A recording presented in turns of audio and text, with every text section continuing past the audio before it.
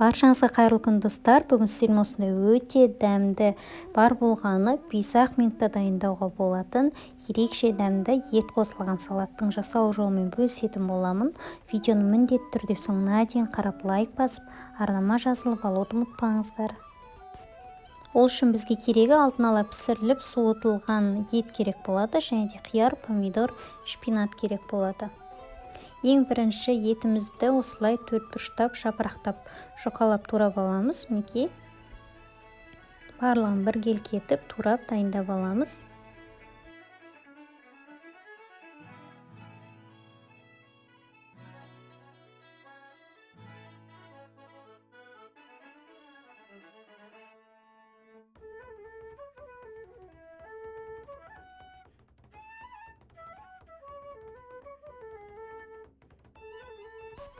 Келесі тура осылай қиярымызды тураймыз. Осылай бірнеше бөліктерге бөліп, осылай төртбұрыштап тураймыз.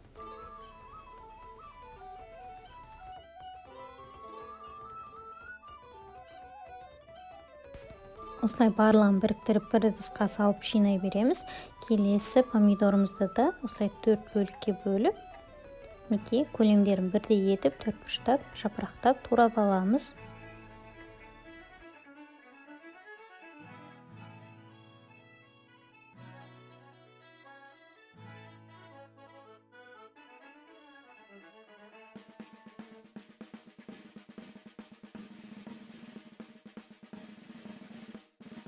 Келесі осы шпинатымызды да турауға көшеміз. Бұны да осылай кесек-кесек етіп, үлкендеп бірнеше бөліктерге бөліп, жапырақтап тураймыз.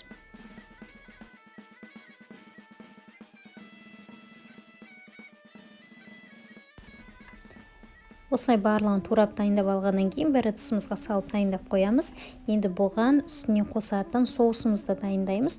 Ол үшін бізге чеснок, осылай чеснокты ұсақтап, майдалап тураймыз.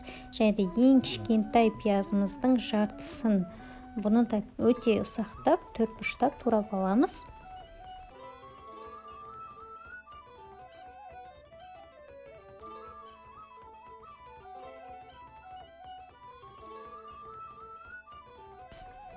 Енді бұның үстіне мен осындай кептірілген ашты бұрыш салдым. Қалауыңыз бойынша әрине салмай қойсаңыз да болады.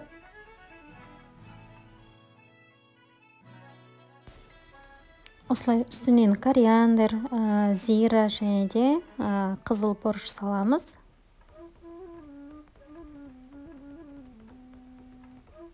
Енді осының үстінен алдын ала қыздырылған, қайнап тұрған ыстық майымызды құямыз. Мінекей достар, құйдық, майымыз суыды, осылай араластырамыз. Және де үстінен осындай соусымызды құямыз. Соевый соус, үстінен тұз саламыз. Мінекей достар, біздің соусымыз дайын болды, жақсылап араластырамыз. Енді салатымыздың үстіне осыны құйып, жақсылап араластырамыз. Біздің салатымыз дайын болып қалды. Толықтай араластырыңыздар. Мінекей достар, біздің салатымыз дайын болды.